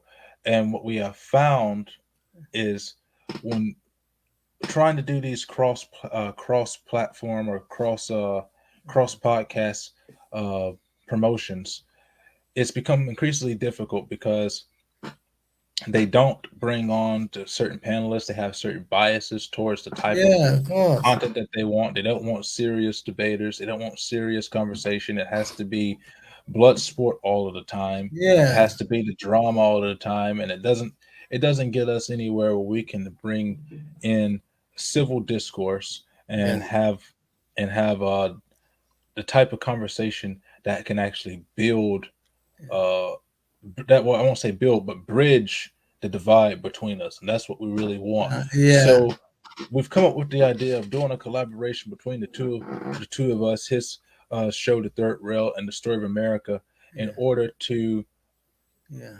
bring on our own panelists Yeah. and have discussion and conversation where we will all be able to take part in that and promote each other's platforms, promote Yeah. each other's podcasts, Yeah. and have on guests from a variety of different shows Yeah. come on and share their opinions in a respectful way, and hopefully be able to take something from one another, you know, Yeah. and that's the essential backbone of what fellowship and ministry is all about, Yeah. is making sure that you leave someplace, if not taking something with you, Yeah. getting an understanding for why you came Yeah. and getting an understanding of what the other side believes, even if you may not agree with it. Yeah. And so I, I want I want to talk about that. Firstly, we have to talk about the scheduling of it. I'm Yeah. thinking I'm thinking a Friday. I mean, how's that work for you? I don't have no issue. It's just the timing. What time is going to be? That's all. Because the We'll have to earlier for be. me, the better. Well, what time you get off? It will What have to time? What be time in is it right the now in Minnesota? What? Mississippi. It's nine Mississippi. I forty mean. one. So we're an hour behind you. Yeah. Okay. All right. So um, it will have to be for me after 2:30. For Rhett, I think it's after 4 o'clock. Yeah. So it could be at 6 o'clock Eastern time. Is that good? 6 o'clock Eastern time puts us at 5 o'clock Yes, 5 o'clock. Central. Yeah. How's that for you, Rhett? Or should we go Um, 7 o'clock East I go. Central time? I go up 1 hour to give you to some time to freshen up when you get home. yeah, Okay. yeah. All right. So I Okay. mean, okay. Go ahead. So I guess that what's that? 6 o'clock Central, 7 o'clock Eastern. Yeah. So Fridays from now on, we'll be doing that. Yeah. Um, and Omar here, he's going to be helping us get contact and build our viewer base Yeah. and expose us to a new audience, and hopefully having Omar on our podcast, which we have our own audience as well, Yeah. not nearly as big, but we have our own audience as well, and hopefully that will start to bring some people over to Omar's channels and look at Yeah. his content, and together Yeah. with the people that we are going to start reaching out to bring Yeah. on as panelists, we'll be Yeah. able to build our own platforms. Because I didn't tell you this, Omar, but one of the one of the chief issues that Rhett and I are doing right now Yeah. is when we started going around doing these political storm chasers, so to speak, when we were going Yeah. around hunting down all of these political candidates and interviewing them, going to the forums, trying to film the forums. What we ran into the problem was is that these local elections, nobody's covering them. The media isn't there. They aren't filming it, and nobody knows what's happening. And that's the reason why we can never get any change in our Congress, is because nobody knows who's running against the incumbent. And so what we have decided that to do is to take the story of America, keep the podcast format, but build a media company that can compete with the local media and the mainstream media. It may take us a little while to get there, but we have to be able to shed light on what's happening in our local elections, because I cannot stress this enough. The makeup of the country will not change until we get people to go to these local elections, to these local forums, to see who's running against their candidates, so they can understand and be more aware. Because at the last forum that we went to, there was nobody there. I wouldn't have known about it unless one of the candidates told me. And one of the candidates himself told me that he wouldn't have known about it if it weren't for the invite that he got about a couple of days before the event even happened. And we get there, and they say that the media was supposed to be there to film. The only person that came there with a camera was us. All right. Yeah, I would have had Alden on again. I would have had him scheduled for this weekend, but he's at the Libertarian National Convention right now. So, but it should be again here soon. I think you guys could still do your own podcast that you do all the time, and maintain that, and this could be you know what I'm saying? Well, yeah, but I just wanted you to be aware of that. That's what we're doing. We're trying to make a media company, but I want you to be a part of that in many respects, because one of the things that I see every day, a friend of mine, he lives in Brooklyn. And he, actually, matter of fact, he might not like me saying this, but he works at the Chelsea Tower. And every day on the Politically Provoked Facebook page, he posts a New York crime report. And it's always something different. Sometimes multiple times a day, different New York crime reports, and it's not getting the coverage that it needs in order to make New York safe the way it needs to be. And the reason why I bring that up is because I feel as though the story of America is not just about the history. It's not just about what we do with our forums here in Mississippi, but it's about each one of us being able to add something to the greatness of America and shedding light on what the media will not cover. And I feel like you being in Brooklyn, I'm not saying for you to go out there and start filming like a media mogul, but you being in Brooklyn, being able to see what's happening, it can shed some light on what's going on there, will really help with these news bulletins that we're going to start doing for our media thing. I'm still working at getting it together to try to determine how I want to build the website for the media site that we're going to try to do. But I want the collaboration between us to not stop just with the podcast, but also move on into the media portion of it, because that's ultimately what we've decided that is going to be an end goal, is to take a slice out of the media, because they are not representing us properly. They are not giving us the coverage that we need, and they are the reason why this divide is the way it is. If we're going to be all honest, the media is the reason we are so divided. Right. Okay, we take one step at a time. We build it up and build the audience and see where we get to, Oh yeah, it's a and then work in progress. you could communicate with me like 2-3 days ahead. What do you want that week? If you want me to start calling out guests or looking for guests, if you want, or you know what I'm saying? And then you could pick like 5, 7, 8 items. I could put 3 items. You put 4 items. And we just discuss, social issues, political issues, even entertainment issues. We could cover everything. You understand? So well, absolutely entertainment issues, because I'm going to tell you guys this.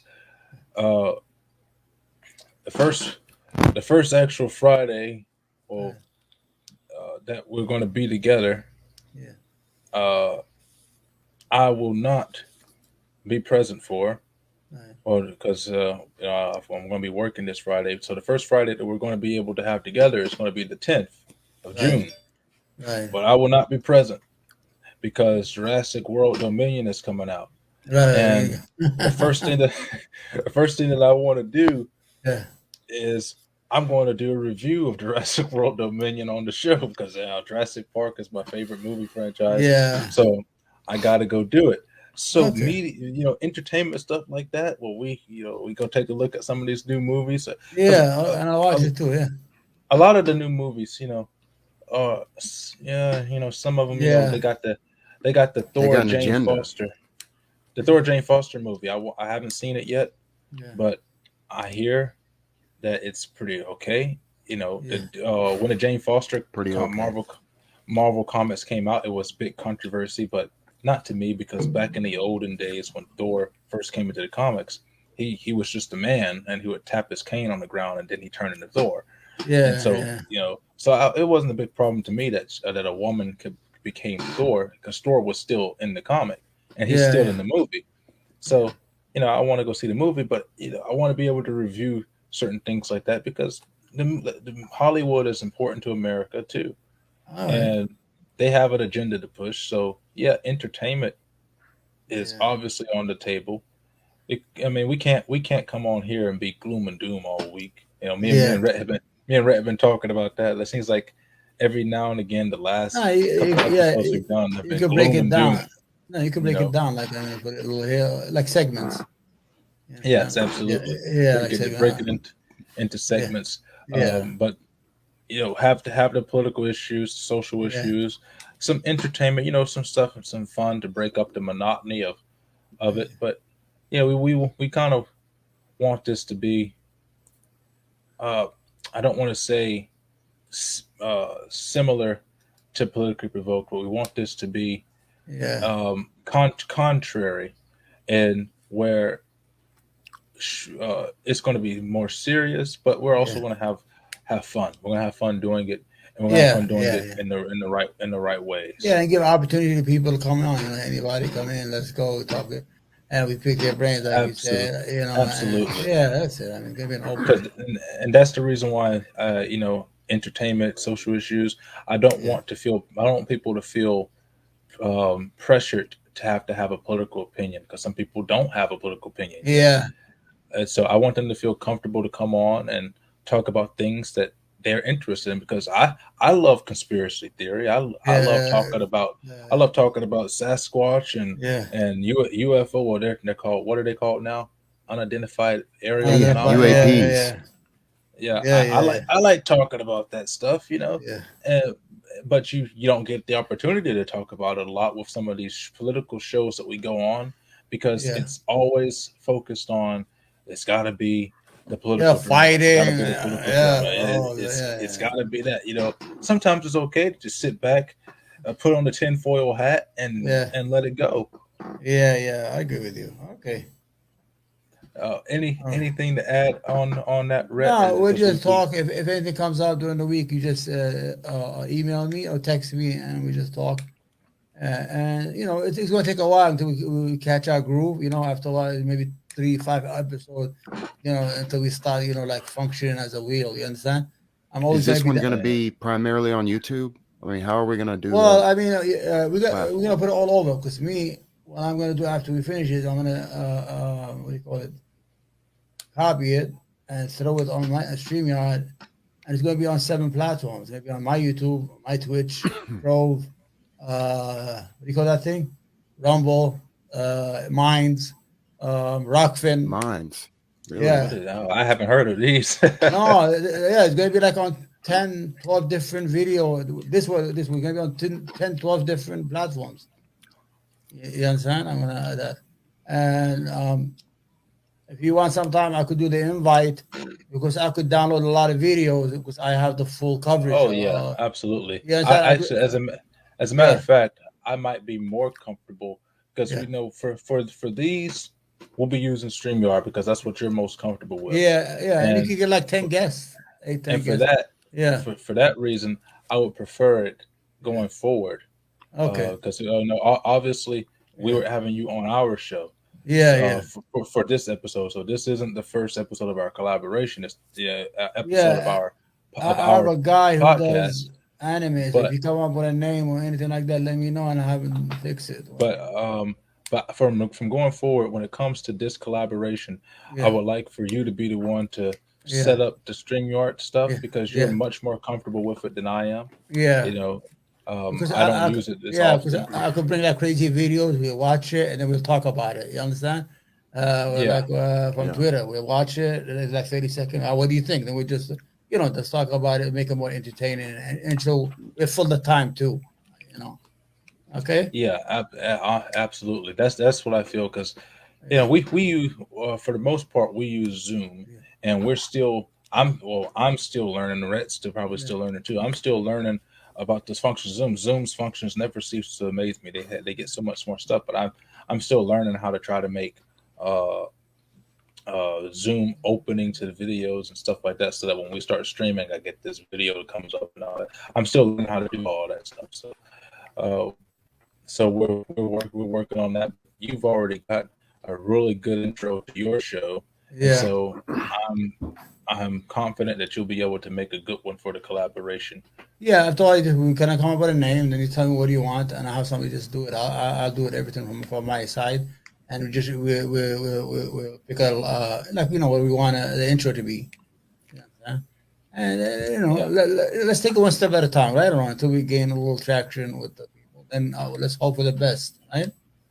Absolutely. So, well, that does it for the business side of this. Yeah. We're going to get ready to wrap this up pretty soon. Yeah. Because we're getting close to that 2-hour mark. Yeah. Me and Rhett have been trying to make shorter videos because we seem to. You've seen our podcast. Yeah. So we've been trying to make shorter streams to make people's attention spans easier to grasp. But we have one more host. My role is going to be the outlier. I'm going to be always against your views, guys. So let's make it more interesting. It's okay with you guys? I mean, that was if we all agree, it's just like talking to ourselves only. You understand? So I'm going to be like, liberal. Yeah, I'm the liberal guy. I'm going to be the crazy guy. I'm going to say, no, I don't wear that behind you. I don't believe that. Sometimes we need that. Yeah, the sad thing is that you're the liberal. According to Rhett's political compass test, he's a right authoritarian. Yeah. Or was it you always get this wrong. Yeah. You always get this wrong. You are more authoritarian than I'm like almost in the middle as far as left, right, and I'm way more libertarian than you are.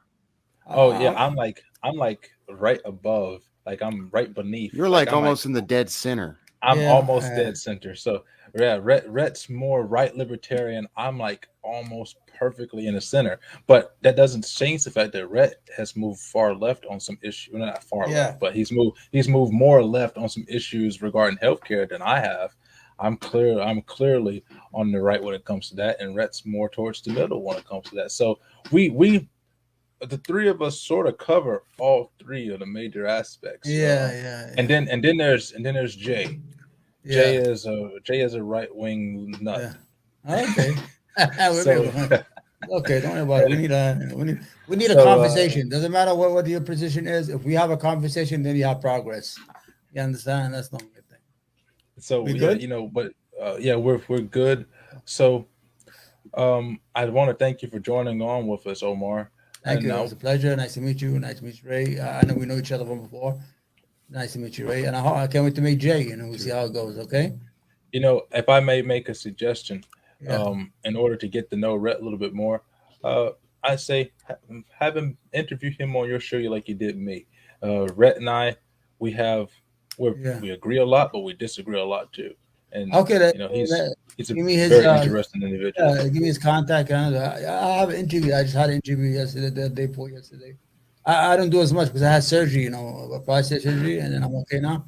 But I used to have almost every day. I used to make everybody because these are. I used to watch you. After you had me on your show, I said, I need to watch this guy a lot more because it was a very fair interview. Yeah, because when I bring somebody to the interview, I'm not there to bum rush him. I want to know what he's thinking. I'm trying to pick his brain and let the audience let him be the he's the show. I'm not the show. I'm just asking questions. I'm just the idiot who's asking questions.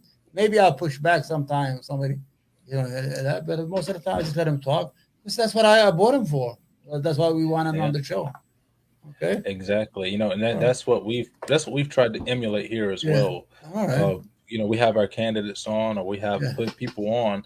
The reason why we do the streams because now we have a new schedule where I just made a new schedule for us. Sundays is a Christian show. Mondays is my show. Tuesdays is Rhett's show. Wednesdays are news show. Thursdays we're off. Fridays we're going to be doing a collaboration, and then Saturdays we do the stream. And the only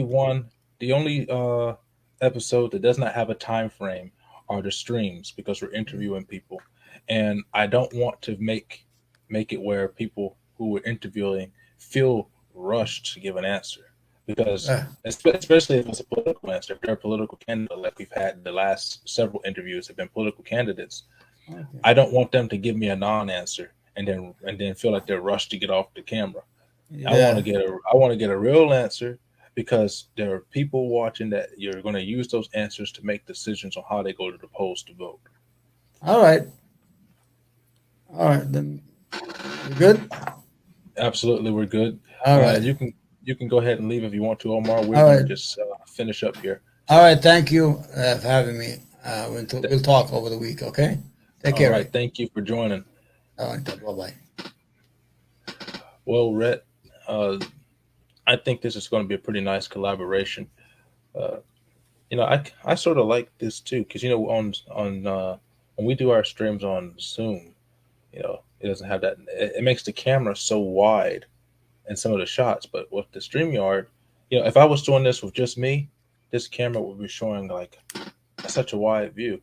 But with the two of you guys on the screen, it crops it up like that. I actually like that. I wonder if Zoom has it where it can do something like that. We have a stream with like a whole bunch of 5 or more people, 4 or more. We got to have some sort of structure. We got to have one person kind of keeping tabs and making sure things don't get chaotic because that's a lot. You know what I'm saying? Well, yeah. Well, say for instance, this. If we did have those types of things, I have the ability to turn you off. I can mute you. I can remove you from the stream if I want to. So the owner of the stream has the ability to do things like that. Or with StreamYard, with Discord, or not Discord. I don't know about Discord. With Restream, with Zoom as well. If things get too rowdy, I can always kick somebody off backstage, not kick them off the show, but put them backstage or mute their microphone or anything like that. So yeah, we're obviously it's a work in progress, so we're going to have to come up with some ideas. But generally, I wanted to do this to get you two to meet one another, so that you'll be familiar with who Omar is and how Omar thinks, and also for our viewers to see Omar and to understand where this collaboration is coming from and how it's going to help benefit the show in the long run. And then the second part of it is for us to pick each other's brains as to how we want this structure to work for this collaboration, because one of the, that's the reason why we had to do the scheduling, because obviously the benefit to doing things digitally is that we don't have to be in the same room, but the downfall of doing things digitally is that we're in different time zones and we all work different schedules. So making sure that this works for our schedule is the best thing. Because I don't know about you, Rhett, but I have been up and at it since 4 o'clock this morning. I went to work at 6 o'clock. As soon as work ended, I got on the phone with Omar, spoke with him for a little moment. Then I got on the phone with you, spoke with you for a little moment, and as I was speaking to you, I was printing all of this information on Roe v. Wade for the debate on abortion that I was invited to. I got invited. And speaking about that, the last I've been in two panels, just yesterday and today, and then I did this last night. I got invited to an all black panel. We talked about the Buffalo shooting, and we talked about um, what else did we talk about? It was the Buffalo shooting, and oh geez, what was that? What was it? I remember. I was there. Hell, I should remember. I'm getting old. I have it here in the picture though, so I go ahead and take a look at the picture. They sent it to me in that. The stream keeps breaking up on my end. Which stream? This stream. You keep breaking up. Am I? Not right now, but it's been happening throughout the interview. I don't know if it's just on my end, but I haven't heard any breakup from you.